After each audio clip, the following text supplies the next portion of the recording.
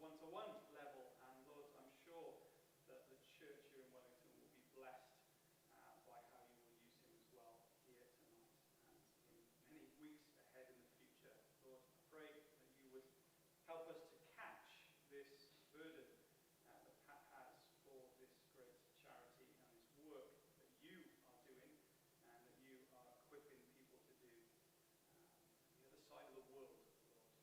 But may we taste something of your goodness going on there here tonight. We pray this in Jesus' name. Amen.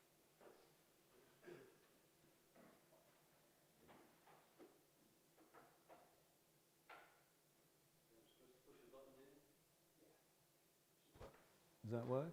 Has anything happened? There's a light on. Yeah. And I can hear myself echoing nicely. Thank you.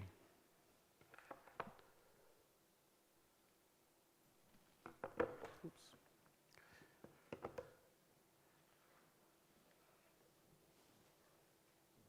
Are we ready, Mark? Brilliant. That's forward and that's back. Brilliant. Thank you. So the first thing I need to say is thanks. Thank you for Christian for inviting me this evening to talk to you. If you've come expecting a meaty, juicy, Christian Diamond type sermon this evening, I'm sorry. I'm going to disappoint you. This isn't a sermon, but I hope what I say to you will nevertheless touch you. I hope it will resonate with you, and I hope the Spirit does something in your heart today through something that you might hear that I'll share with you. So thanks, Christian. As Christian mentioned, so I'm Pat. Shirley's my wife. We moved up to Hereford relatively recently, so in November 2020, to be closer to Shirley's parents, who are relatively elderly and have some health issues. We come from the last call from the home counties, so I was living in Bucks for about 10 years, having grown up in London and Kent for some time. Shirley comes from Hereford, but was also in Bedfordshire for a little while, and Azerbaijan before that, and various other places. So we are grateful to be here, and we are grateful for the way God opens things up, doesn't he? He opens doors, he makes introductions, he leads people across our paths, and has blessed us greatly by that, and doing those things for us in the last few months. Now, I want to talk to you about Fountain of Peace. Fountain of Peace Children's Foundation is its full title, or FOP for short. And I saw a slight sort of nervous glint in Christian's eyes when I told him before the talk that actually I've not ripped up the copybook, but I've kind of doing something different to what I anticipated doing. And the reason for that is because I heard a sermon this morning. I really heard a sermon this morning. I went to church and someone spoke, but what he said spoke to me and spoke to my heart. He was speaking from Isaiah 61, specifically from verse 8 of the first chapter. And it reads like this. It says, "For I, the Lord, love justice. I, the Lord, love justice. I hate robbery and wrongdoing. In my faithfulness, I will reward my people and make an everlasting covenant with them. For I, the Lord, love justice." You're probably also all very familiar with the prophet Micah. I'm sure it's your go-to book at most weekends, right? Anyway, Micah in chapter 6 and verse 8 has these very famous words from there, doesn't he? He says, "He has shown you, O mortal, what is good." And he says, "And what does the Lord require of you?" That's you and me, all of us. "To act justly and to love mercy and to walk humbly with your God." To act justly. Now, the guy who was talking this morning is a good friend of mine. And he said many things which impacted me, but the key sort of insights that I took away from that was that at FOP, at Fountain of Peace Children's Foundation, what we do is try to live out Micah 6:8. We try to act justly, we try to love mercy and to walk humbly with our God, and we do that through the work and the people that God has brought to our attention. So in that context, let me introduce you to some people. The lady you see up there is a lady called Peace. Her name is actually Peace. Peace Ruharuza. That's a married name, married surname. And she's the founder of the foundation, Fountain of Peace, and you'll see why it's called Fountain of Peace. It's named after her. And she's also the honorary patron of the UK arm of that. Just sort of in terms of structure, there are 3 bits to it. There's a UK bit, and we raise money and send money to Uganda. There's a New Zealand bit, they raise money and send money to Uganda. And there's a Uganda bit. And Peace is based in Uganda with her husband and family. And they effectively are the executive part of that. So they do the doing locally with the money that we raise and send.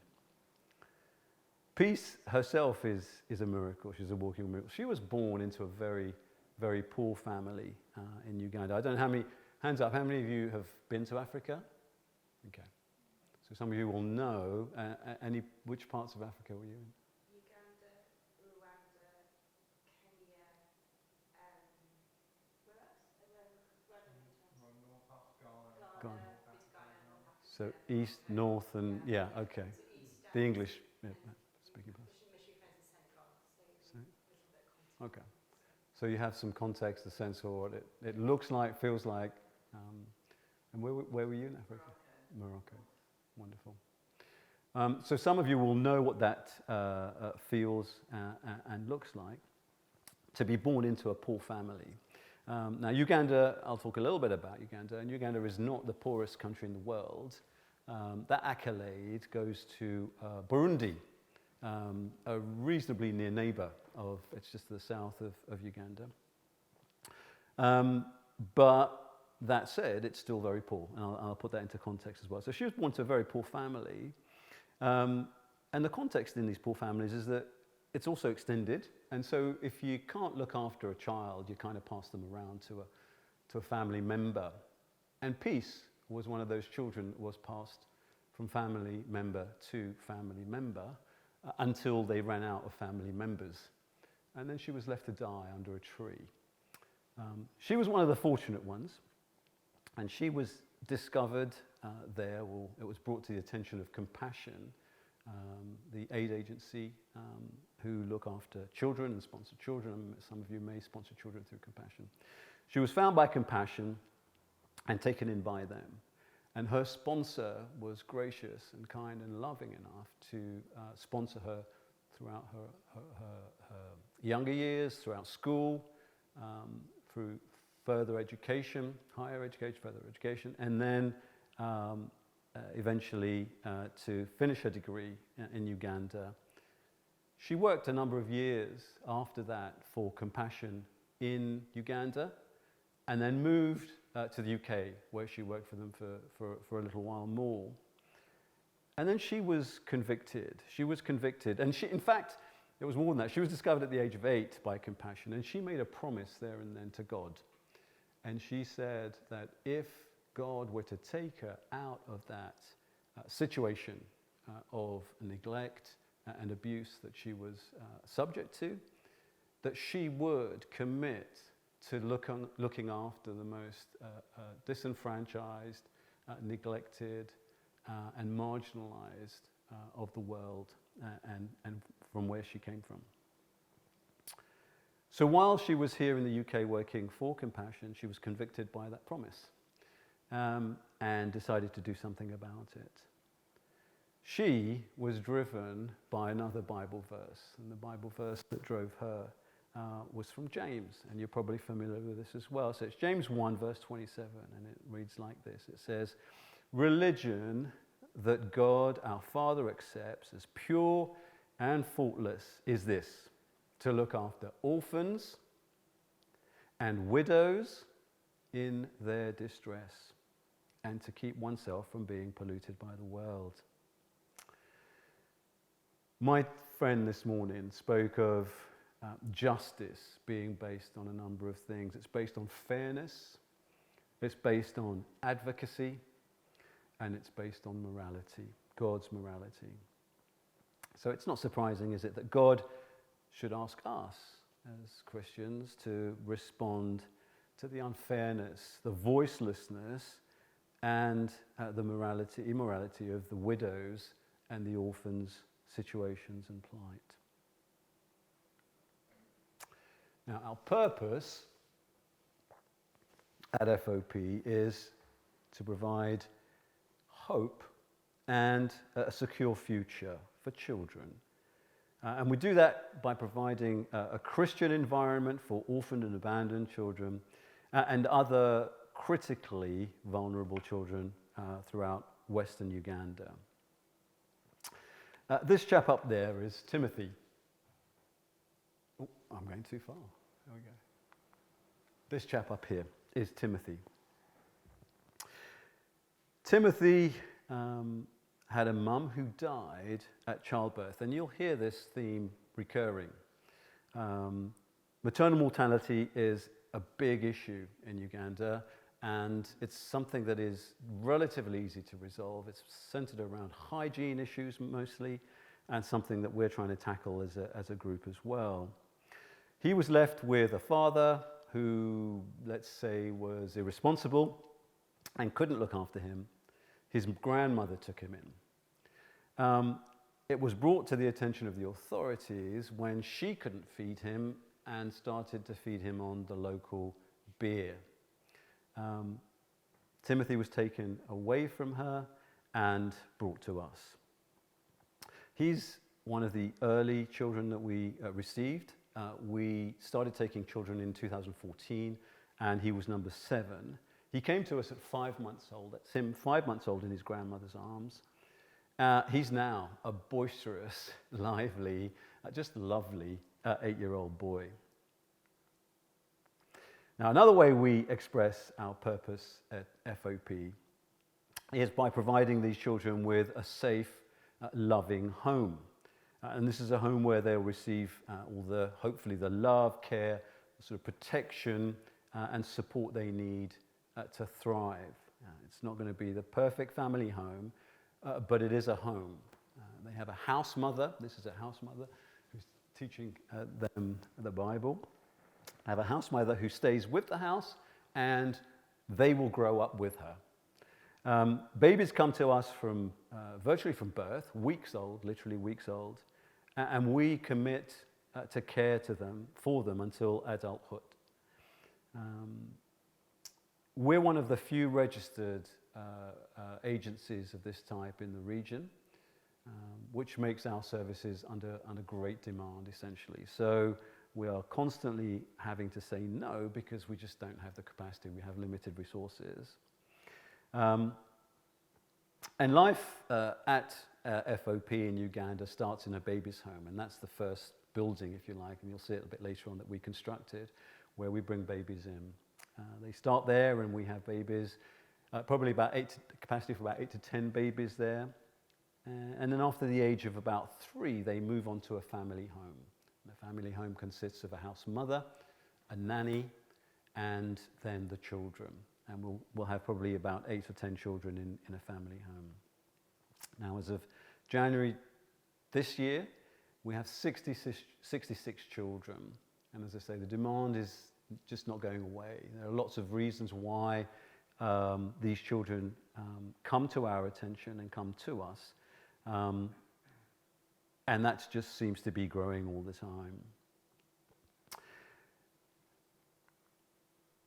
This is Jessica. Jessica is one of the latest additions, in the middle, by the way, holding the babies.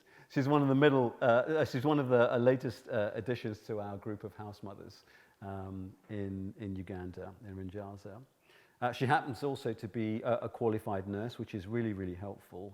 We haven't had a qualified nurse on the staff up until now. And she's assisted again by a full-time nanny to look after these boys and girls in her charge. And as I say, she lives permanently with the children.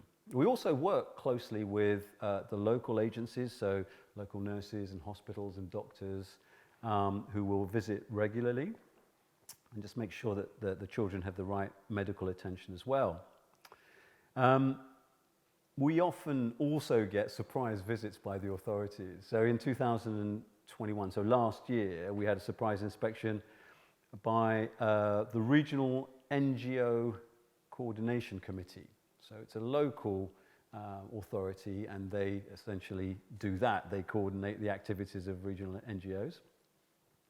And they, in fact, gave us a glowing review, which was an absolute godsend. And they declared that FOP is probably one of the best alternative caregivers in the district. That's alternative to their own central resources.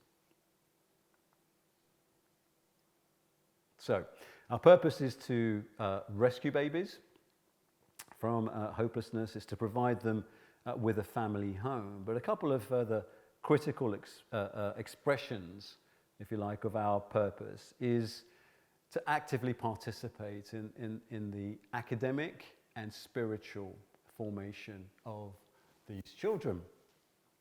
I want to introduce you to a couple more people in a second. So to that end, we have invested in a number of things. We invested in a school. We built originally back in 2014 a wooden school.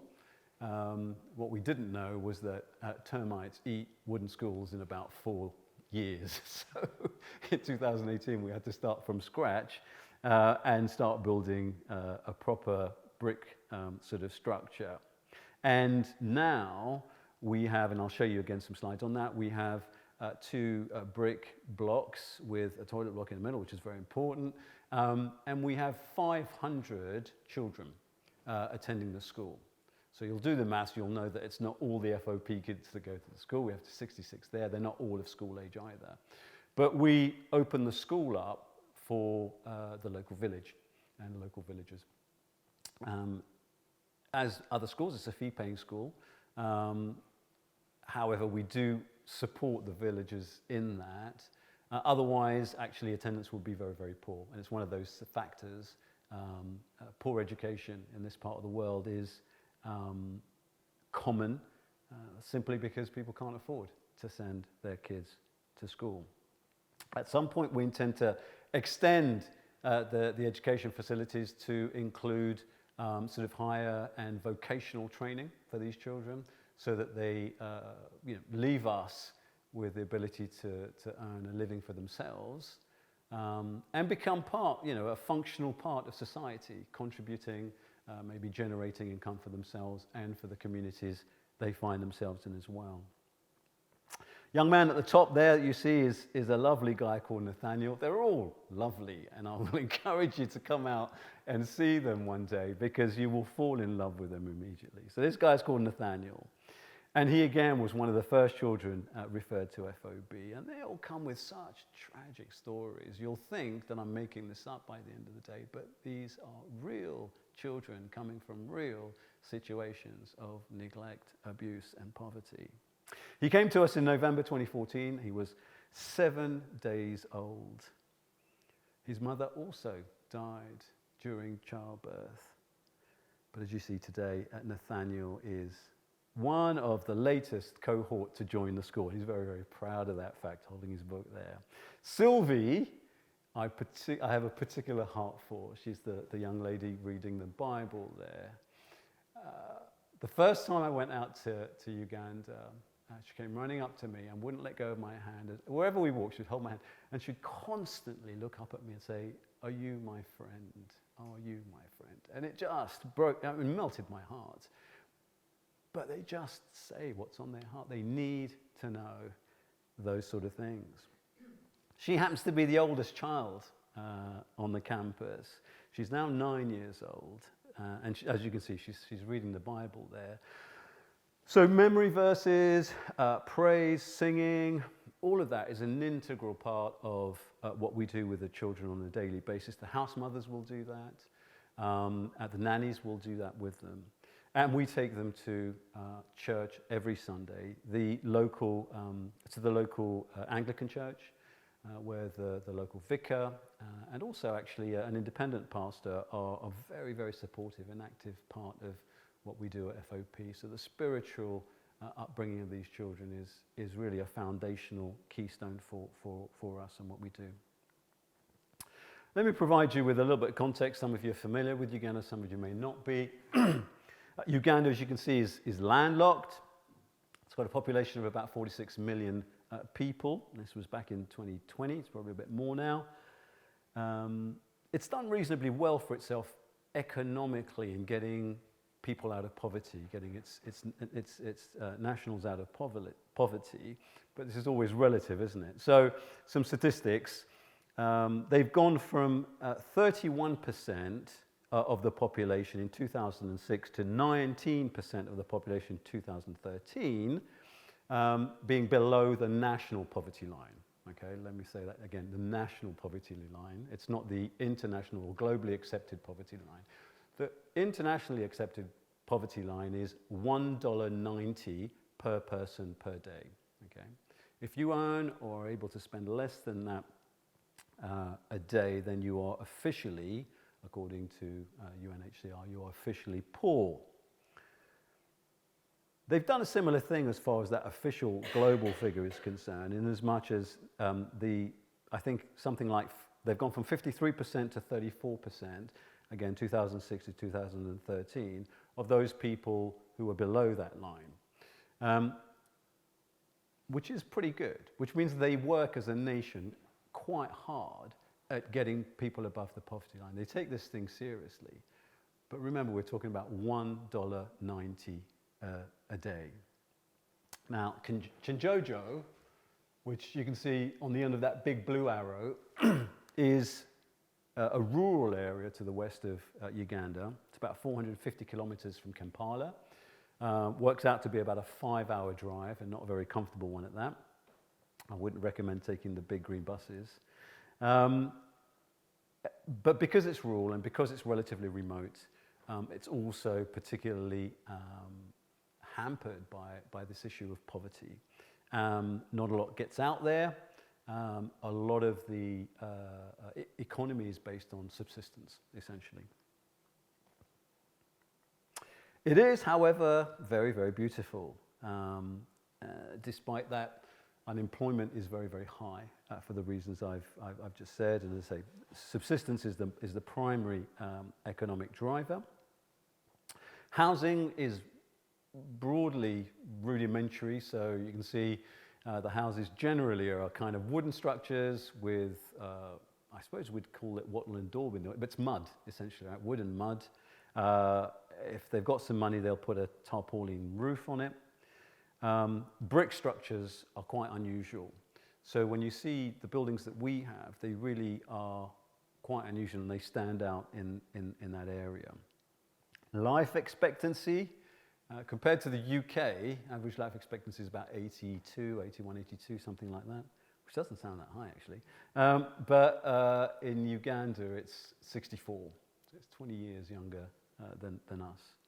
A lot of that is driven by, again, poverty. You know, poverty is the biggest killer worldwide, isn't it? Healthcare provision, also a poverty-related thing. HIV/AIDS, these things are still impacting that country. In 2008, we started looking at a plot of land. This is virgin plot of land on top of a hill near Rinjaza, this little village of Rinjaza. And in 2014, we admitted our first baby into what is Bethel Babies Home. So the top picture shows you the large building there is Bethel Babies Home. And that's where we have, in fact, about 18 children. So I lied to you, it wasn't 10 to 8, it's 18 children. And then below that, you'll see pictures of the family homes. We've got 6 completed, which has about 48 children. And we've got number 7 and number 8 under construction at the moment. As I said, we get frequent inspections from the authorities. So we have to keep very, very high standards of well, of all sorts, including basic hygiene and cleanliness. And I'll talk a little bit about water access in a short while. We recently completed work on installing grid power, which is a big deal. Up until then, we were running on solar power and batteries. Many of our children are now of school age, and they attend the Renjaza Hillside School, the RHS, with the rest of the villagers. And here up the top there, you can see the original wood structures, which kind of look okay, but they're built on wooden sort of pillars which go into the ground, and the termites get under those, and after a while they become quite dangerous when those things don't hold anything up. And below that you can see the picture of the two new blocks, school blocks, all brick built, with the toilet block in the middle. And that's part of that hygiene standard that we have to maintain to stay open. The children were, of course, delighted to get back to school in January this year. So in Uganda, schools have been shut for basically 2 years. Lockdown, the whole country was locked down, all the education system was locked down, and they only got back to school this January after 2 years out. Our children were the fortunate ones again because they were homeschooled, and we have the facility to do that. We basically locked the whole complex down. We put fences up to keep them safe. But the rest of the kids in the village, so the other 440 kids, they didn't get school for 2 years. We also recently, this is basically some of the progress that we've made over the recent years. We recently completed work on the latest addition to the school itself. We had an old chicken, I suppose you'd call it a chicken coop. I don't know. It was one of those free-range things where they run about inside, but inside. Quite a big building, and as you can see there. Chickens were a nightmare, though, so we decided actually that was the wrong thing to do. Got rid of the chickens, got rid of the hen. I was particularly touched by that because one of the families, I have a child in the village who I sponsor through Compassion, a child called Elizabeth, and her mother gave me a chicken the last time I was there, just to say thanks. I couldn't obviously bring it home with me, so I gave it to these guys to put in their chicken coop. I guess it's not there anymore, sadly. But we converted that into a preschool block. It's nearer to the home, the baby's home, and the other houses, so it's easier for them to get to, and they get a reasonable level of schooling there. Resilience is really important to us. It's not just a question of environmental impact, although that's one thing, so we are concerned about the impact on the environment that this kind of village, as it is growing up, has. But we're also concerned about things like food security, which in Uganda is a real issue. Not least if we can't get money out to the country. We haven't had that issue yet, but it's come close to it in some cases.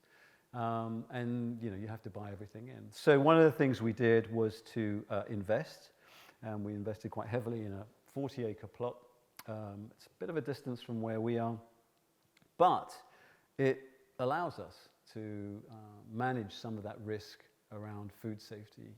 We grow arable crops there, and it allows us to not only grow crops for the children in their home, but also to support us with things like the cattle that we have. We were gifted by a very generous donor with a tractor, which is great because you get to ride on it when you're there. I suppose there's a few tractors around here you could ride on as well. But actually it just helps massively with managing that land. It's another source of income as well because we can rent it out to other farmers who need it as and when. Comes with other issues, but I'll come on to that.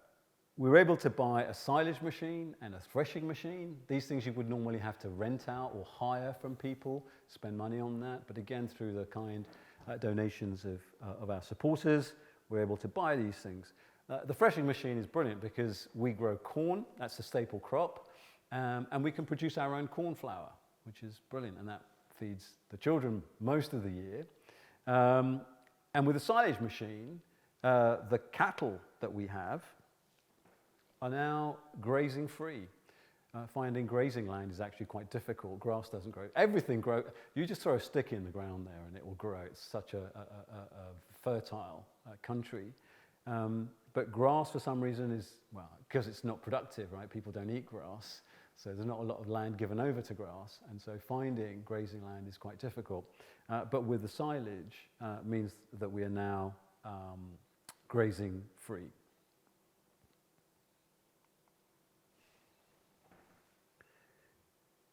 With the advent of the tractor and all this machinery, you've got to keep it safe. You can't just leave it lying around. So one of the projects we're working on at the moment is construction of a farm block complex. And that will house the farm manager, because he's away from the site where the children are. But it also houses things like the tractor and all the other machinery that go with the agricultural projects that we have there. The guy with the bricks is a local to the farm location. So we're also providing source of income, employment in some ways, by buying bricks from local people who make them on site for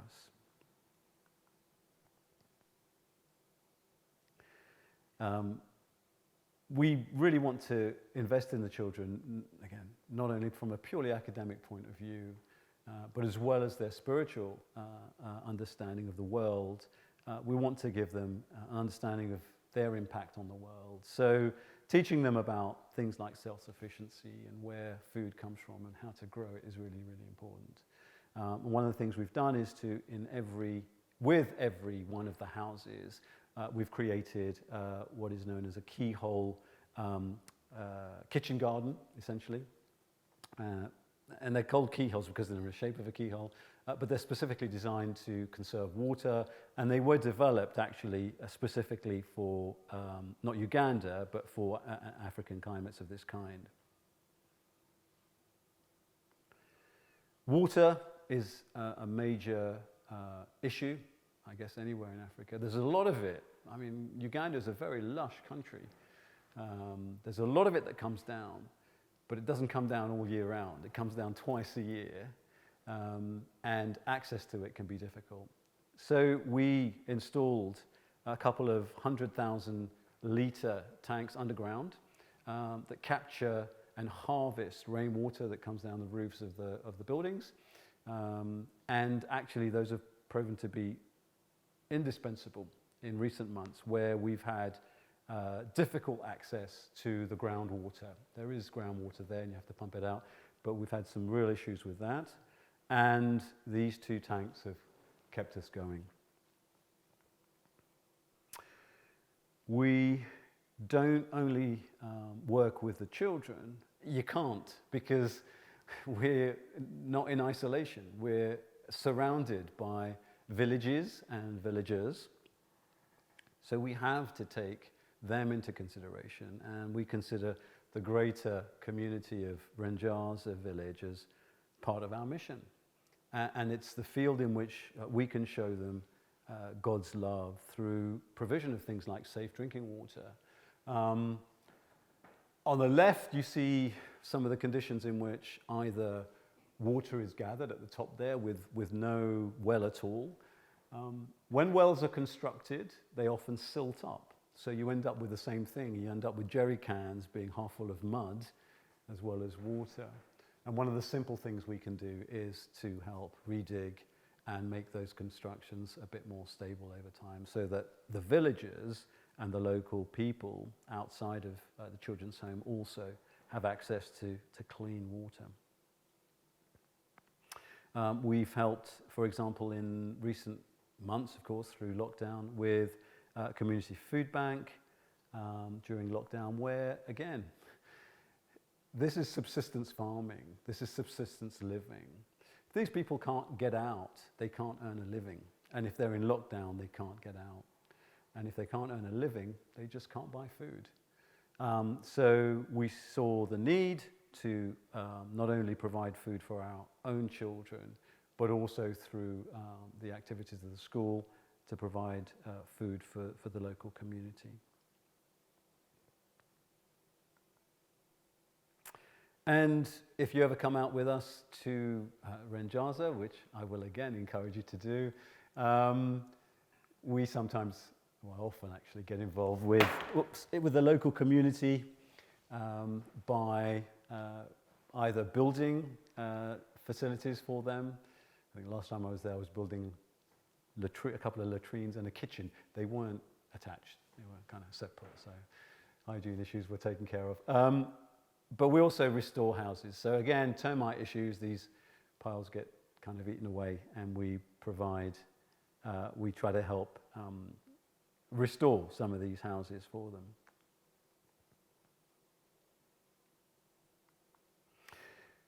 So that's something of, that was that one. Oh well. That was something of how we try to act justly in Renjaza. And what I'd like to do now is pivot back to the people, right? And these are the people that we act for and try to provide justice for. This is Hope, and this is Hope aged 2 weeks old. You'll see that there's something wrong with her leg. I think it's her left leg, her right leg, in fact. And it's deformed, right? That had two consequences. The first consequence was that actually that deformation created issues at childbirth, and guess what? Her mother died as a result of that. They couldn't save her mother because it was so difficult getting her out. The second consequence was that because of the superstitious nature of the culture, she was seen as a devil's child. She was seen as possessed, as something condemned, and therefore not to be actually taken care of at all. And she was left on her mother's grave to die and to be with her mum in that way. She came to us at 2 weeks old. We were able to, with the help of the hospital and surgeons there, to act quickly and intervene as far as her leg was concerned. And as you can see, again, she's a beautiful, beautiful young lady now, healthy, completely, she's got use of both her legs, no issues at all. And without being too dramatic, these are all children, if you think about it, these are all children who should be dead because they are left to die. This is Simon. And guess what? Simon's mother also died at childbirth. He was 5 months old when he joined us in 2014. His father was too poor to look after him. And again, he was left in hospital to die. So his father was just completely delinquent. This maternal mortality is the single biggest killer, or the cause, I should say, of these abandoned children. Probably about 40% of the children that we see, their mothers have died at childbirth. So we know that that's a real issue. We also know, as I mentioned before, that hygiene at childbirth is a real issue, and subsequent care.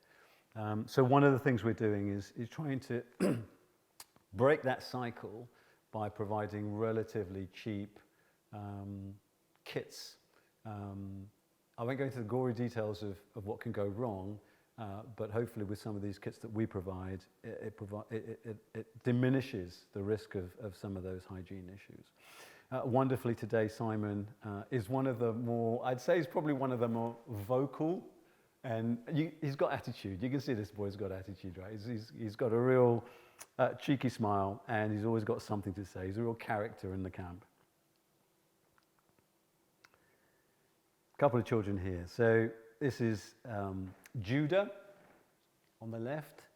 Now we normally have a ceiling of about 2 years old for the children that we take in so 2 years and younger, in other words. Beyond that, children start to form, let's say, behaviors and attitudes which are quite difficult without professional help to work with. So we try to limit ourselves to children below 2. Judah was an exception. We found him. He was just 2 when we found him, and he was found wandering the streets at the age of 2. He didn't know where he was, where his parents were. We have no records of anything about Judah other than he was found and brought to us. Esther's mother, she again had issues with bleeding at childbirth. They were both rushed to hospital, her and her mum, at that time. She made it, her mother didn't. And because of that, she was brought to us as well. This is another Esther, and she and Paula. So the other Esther here is one of the latest additions to our home. When she came to us, she was just a week old, and she joined us in January. So she's still really, really tiny. Mental health is another big issue. Maternal mental health is another big issue there, and her mother was completely incapable of looking after her. In fact, when she gave birth to her in hospital, she was trying to kill her. And obviously the authorities intervened. Paula joined us again, aged 1 month last year in August. And I don't think I'll ever get over the desperation of Paula's plight. She was found in a pit latrine where the mother had given birth, clearly unable and incapable to look after her, so disposed of her in a pit latrine. We've had other cases, and are going to come on to something which is particularly grueling next, but also speaks to God's great providence. The young lady on the left is Cabanesa. Cabanesa was married. Cabanesa's husband had a job. Cabanesa gave birth to Joshua. And one day when her husband came home having come into some money, on the expectation that he would have spent it on food or something for the home, she was told that he'd spent it on a motorbike. And when Cabanesa objected, he attacked her with a machete. And that's kind of what you see up there. Because she lost the use of her hands, she couldn't feed, even suckle her baby. Her mother couldn't intervene. In fact, her mother's dead, so the grandmother's dead. And these are the great-grandparents holding Joshua here. Sadly, she had to give her baby up. However, this is Cabanesa 2 years later with her baby Joshua. So she still visits, she still comes to see him. And for me, this is one of the wonderful, they're all miraculous stories. But to see something like this, just for me, shows the power of God in action. And today he is 4 years old and as much as he can, enjoying life. He's a happy, happy boy.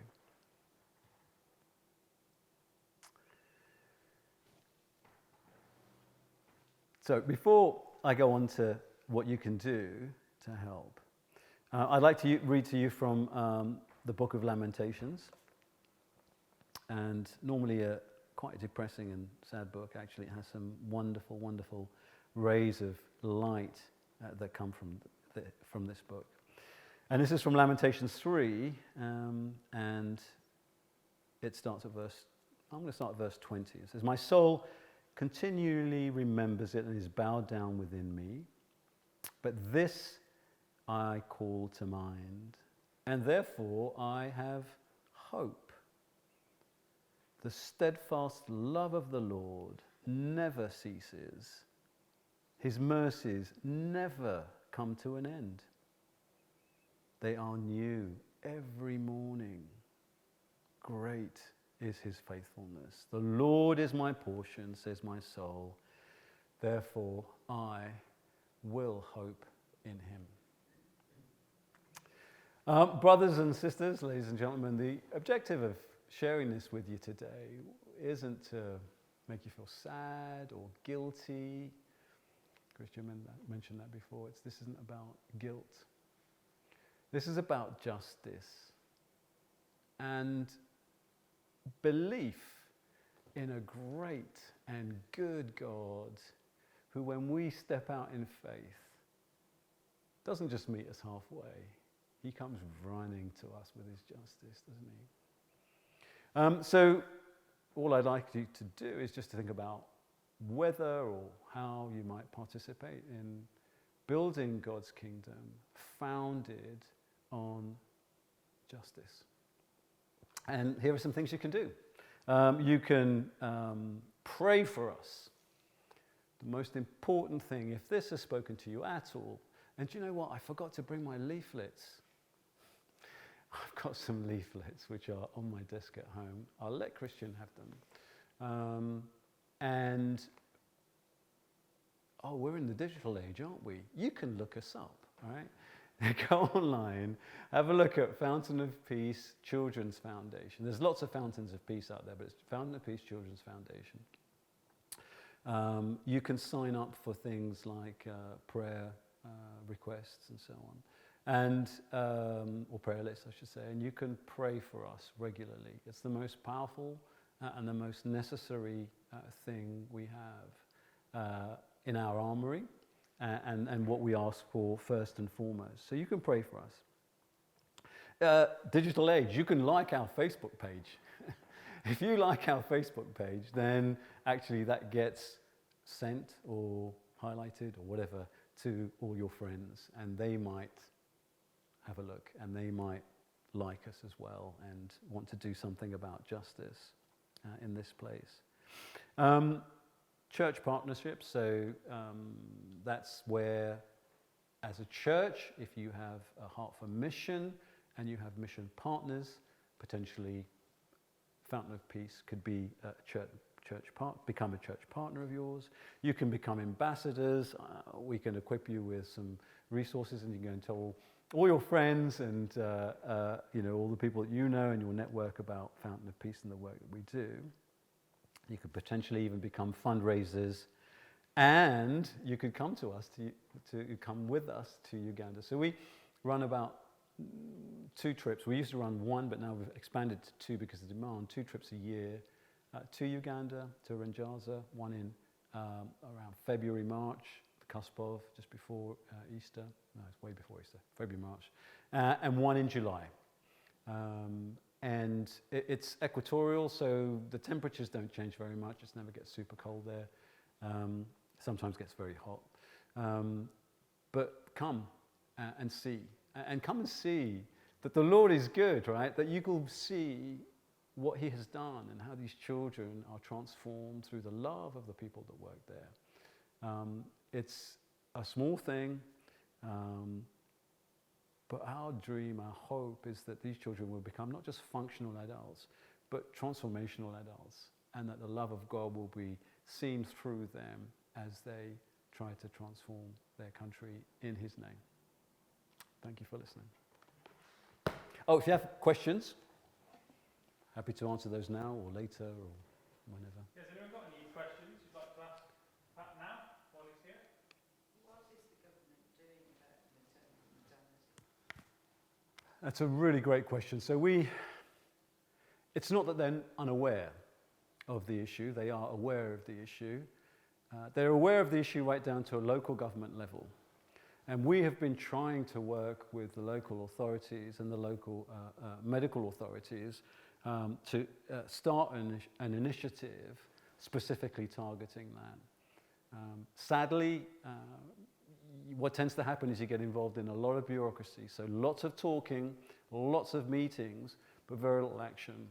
And it'll come down to something like the ambulance that they have that works doesn't have any fuel because they can't afford to buy the fuel, and so nothing actually gets done. But it takes you 2 years to find that out and why things aren't actually happening. So they're aware. We're trying to, get involved and get them involved. We're even sort of giving them the initiative and saying, well, make it your own, and we'll just try to, facilitate and make the connections so you can get the kits and so on. But very little is the short answer. Yeah, sadly. How many people do you have working for the charity as employees, and where does all the funding come from? So in the UK, no one works for the charity. We're all trustees, and we're all. It's a non-for-profit. It's a non-profit, so we are all volunteers. New Zealand is exactly the same. So wherever we're raising the money, there's no cost at all. Well, I mean, there's little bits of stamps and things like that, and we have to ship stuff out occasionally, but there's no salary costs or anything like that. So pretty much 100% goes into the running of the charity and sending the money over. Most of the funding comes from individuals. So we have some churches who have us as mission partners, but mostly it's individuals who will commit regularly. And by the way, if you think about donating to Fountain of Peace, we would rather have £1 a month than £100 a year, because £1 a month we know what to do with. If we get £100 a year every now and again, we have no idea what's coming in, when it's coming in. It's easy for us to plan with a small donation regularly than large donations every now and again. So just a thought. Thank you. Any other questions? No? Okay. Thank you very much, Pat. Well, before we sing our closing hymn, if we could just have a time of prayer now, that would be good, and then we'll stand together and sing.